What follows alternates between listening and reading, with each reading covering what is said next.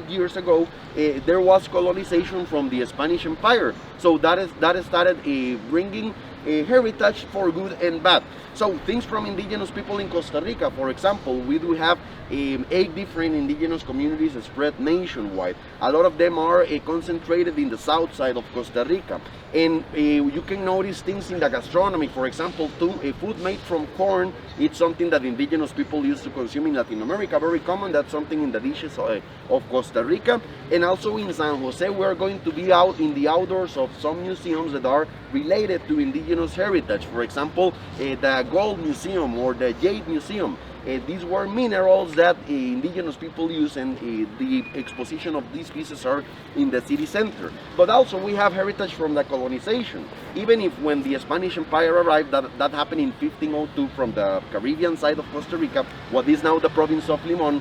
And when the Spanish Empire arrived, they started leading with indigenous resistance during decades, but eventually they'll gather power enough so they'll implement a new order. And heritage from that is, for example, the name of this country is Costa Rica. Costa Rica literally means rich coast, and it was a name given for the purpose of motivating more colonizers to come. The main purpose of giving it the name of rich coast, it was because we had pieces of gold made by indigenous people, the ones that are precisely exposed here in San Jose, and one of the main ambitions from the Spanish Empire was the extraction of the gold. So when they found the gold, they literally named this country as a very rich coast, Costa Rica. So that will motivate more colonizers to come, but it was kind of disappointing for them at the beginning because the gold was not as many they thought it was going to be found. Anyway, the name was given. And another thing that was bring was the creation of the cities and towns. If you notice in Costa Rica, you will notice at some point that the cities and towns are divided by blocks. There is normally a Catholic church looking to the west with a small park in front, and the first city of this kind was a Cartago city. Cartago is located 30 kilometers that way, and it's not just another city from San Jose, it's another province. We have 7 provinces in total. San Jose is another one as well. But San Jose didn't even exist actually by when Cartago started growing as a city. And then it became the capital city of Costa Rica, so not San Jose is not the oldest capital city, it is Cartago. At some point, the government of Cartago, they wanted to bring a community here that seemed like the Cartago city, so that's how San Jose started. But it happened around the 1730s, so it was some years after the colonization started, like a couple of hundreds of decades. So the thing is that now the population here will start getting like this organization as a city divided by blocks with a Catholic church with a park in front, but it was not easy to build it because no people wanted to come to this land. The thing is that we are in the middle of the country, and the water system in the 1730s was very deficient. So people was not motivated to come and live to it was San Jose. And the first population that was bring was a Catholic hermit. This is like a small gathering of families led by a priest in a Catholic church. And this hermit was given the name of the Hermit of Saint Joseph, which is what San Jose means. Saint Joseph is considered the saint of the working class people based on Catholicism, and in Christianism is the father of Jesus Christ. So the name of the hermit was given as San Jose, and that's how we carry this name nowadays. It took its time for the city to grow, around 20 years because of the water system, but around the 60s, 1770s, now the city will start growing as the city of San Jose that it's nowadays. Something that was achieved due to the fact that we are in the middle of the country, so the government wanted a population very close to, well, relatively close to the Caribbean Sea and to the Pacific coast. So that's how this city exists. And not just San Jose was developed, we have other cities that are important in Costa Rica that are like the main cities since the colony, and they are Heredia City and Alajuela City. And these other 2 cities are other 2 different provinces as well. But the fact is that each one of them are very close to each other, and that's the great metropolitan area of Costa Rica. Majority of Costa Rican people lives in the great metropolitan area. We are like 3 million people here, and in total Costa Rica have 5 million people, so it's a very centralistic nation. And well, let's go now to the year of independence from the Spanish Empire that was shared with the rest of the Central American countries, because our main government was actually in Guatemala. So by September the 15th of 1821, in Guatemala they got this notice that now these Central American countries were independent. And it arrived to Costa Rica until October the 30th. So now the government in Cartago knew that they will have the political destiny on their hands of this country.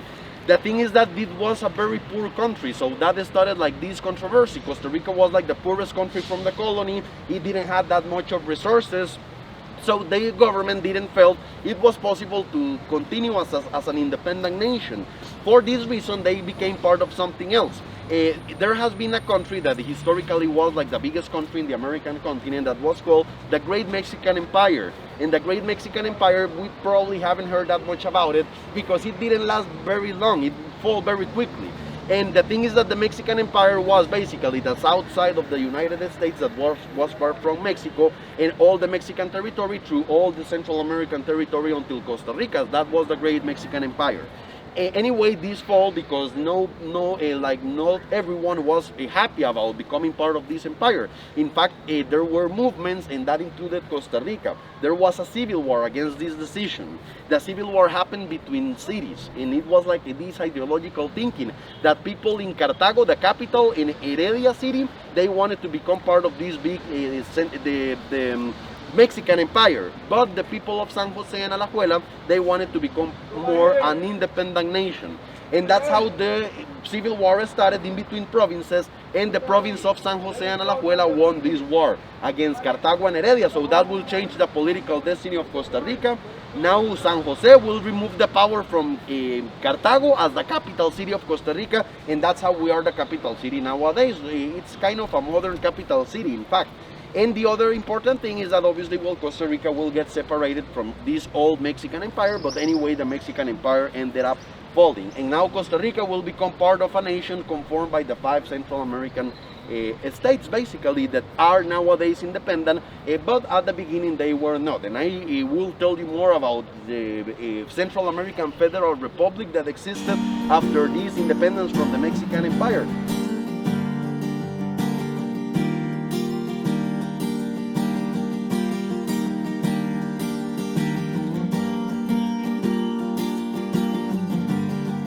Yo, so right here is a guy, he's a surf teacher.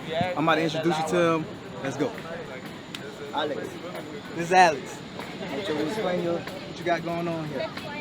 Oh yes, brother. Irie, pura vida, Costa Rica. We got a good surf lessons right here.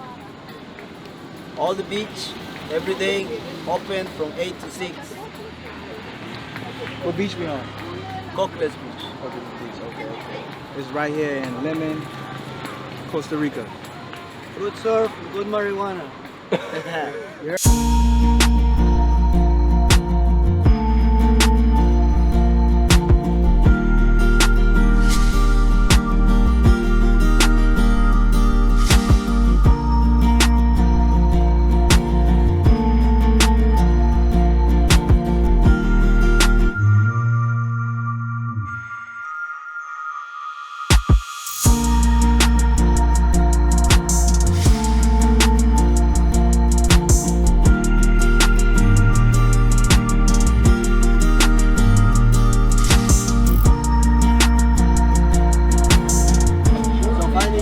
It means lay down, look up where you're going. Your hands should never be here, should never be here, should never be like this. You have a fit, one of your feet, it will help you to pop up. So for me, I'm a goofy foot, so for me, it will be my left foot. My hands really close to my chest, so I got better strength. My face looking forward where I'm going to concentrate in my balance. And then when the teacher says ready, you say yes, I'm ready. The teacher says go, it means stand up. Okay? So go. Boom. Boom. Boom. 3 steps. Alright? So one more time, check it out. Ready position.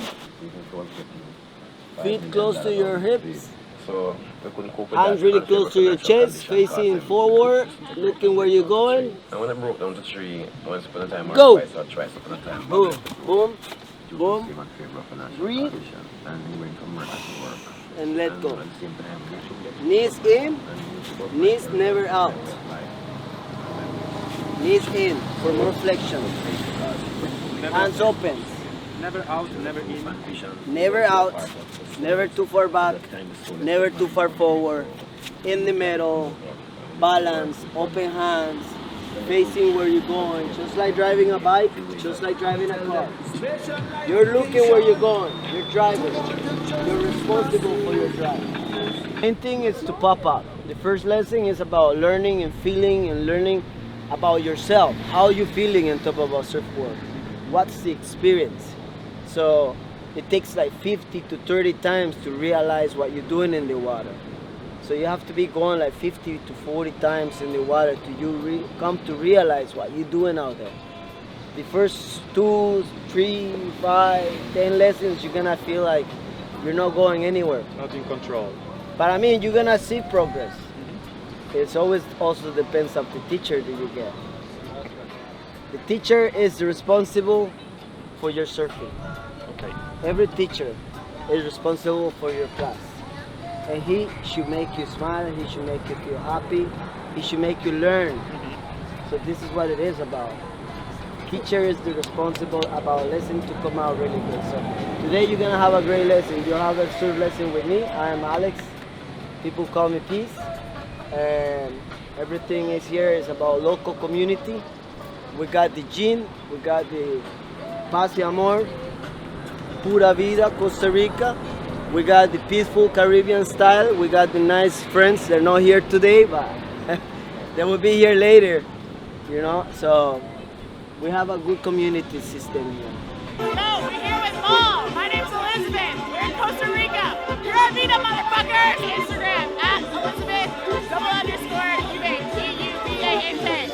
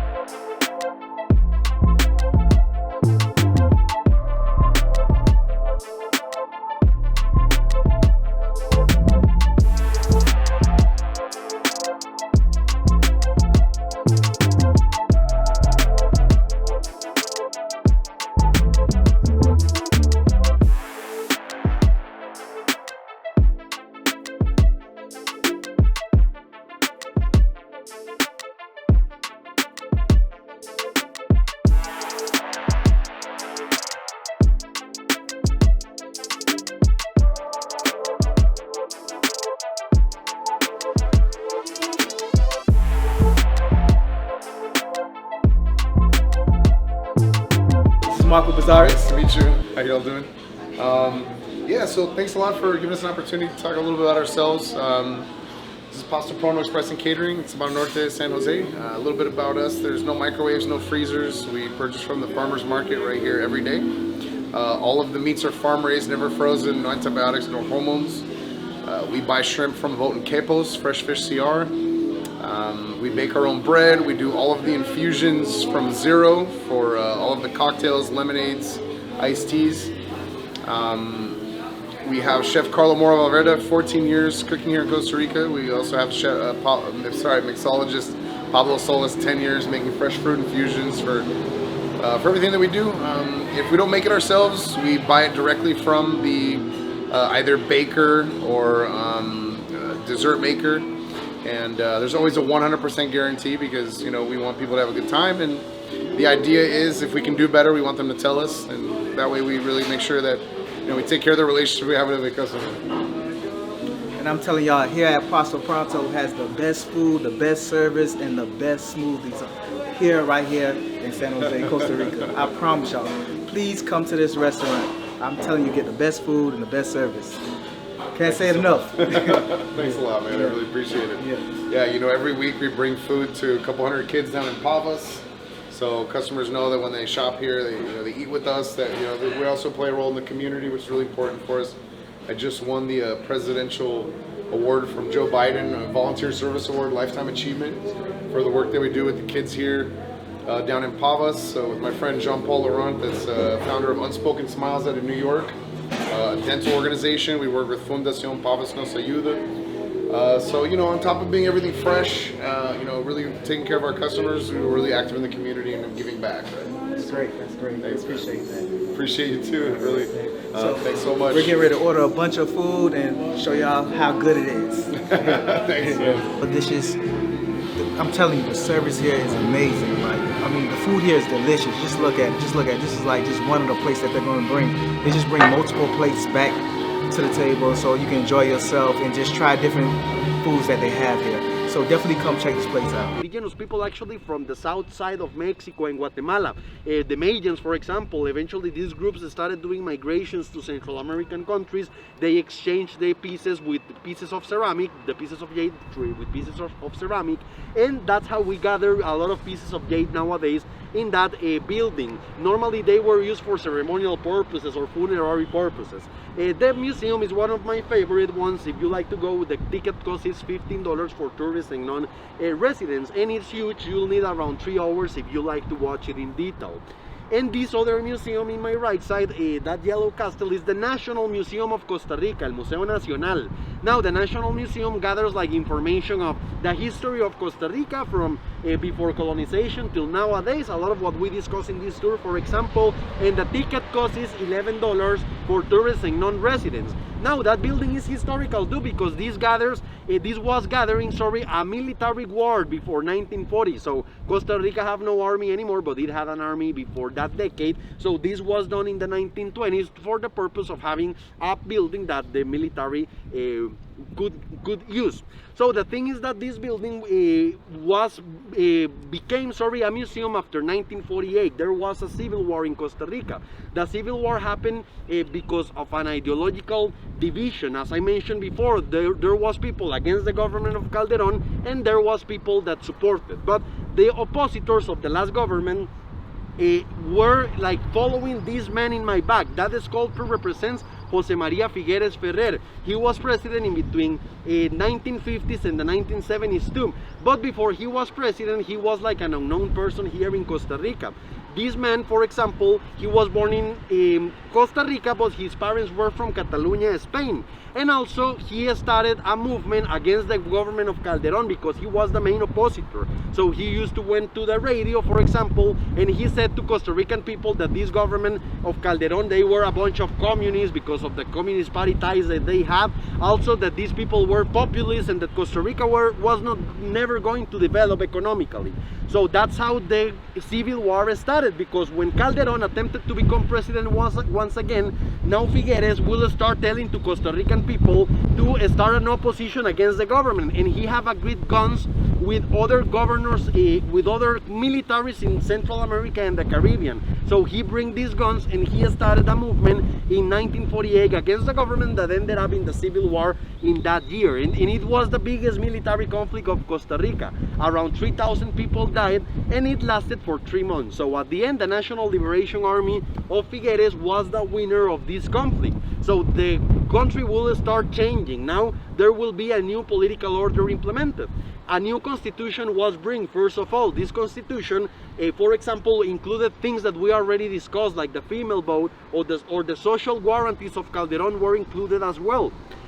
And there was another important decision that we are going to mention, which is the army abolition of Costa Rica. Why the army was abolished? Well, historically, people was not that well attached to militarism in Costa Rica. They didn't care that much of becoming part of the army, for example. And also, like the new government determined that it was the best idea for Costa Rica not to have an army at all, because actually Costa Rica had not that much of funds, and now they will start using the money in a better manner. So they started building like more public institutions, like the University of Costa Rica, elementary schools, the hospitals and clinics of the Social Security. So that's how we celebrate that we have no army, because the money was better handled. And this is something that we celebrate every December the 1st. So in 10 days, there will be the date of the army abolition of Costa Rica, the holiday. It was because the army was abolished symbolically in this building. Figueres, this man, came on the middle of the building, and with a hammer he smashed a piece of the wall. And when he did that, it was like the symbolical way of Costa Rica getting rid of the army. So that's represented in the 10,000 colones bill, by the way. If you ever had one, you'll see that representation. So the museum can be visited and you learn more history about the army abolition, but that's in general how we live in a country that have no army. But you may be wondering, well, what happens if there is another country coming and invades Costa Rica? Well, that will be hard to happen because Costa Rica have like a very diplomatic relations with almost all the countries in the world. So we at this level have no country that wanted like to invade Costa Rica or make a war against it. But in the worst case scenario, we have deals with the American States Organization. So this organization that is conformed by almost all the American countries will eventually help Costa Rica to get rid of a possible invasion from another country. So that's how Costa Rica gets help, but it has not happened that Costa Rica have been invaded so far, and hopefully that will be never necessary as well. But well, now that we mentioned about the army abolition, I'd like to show you this building from closer, so let's go this way, please.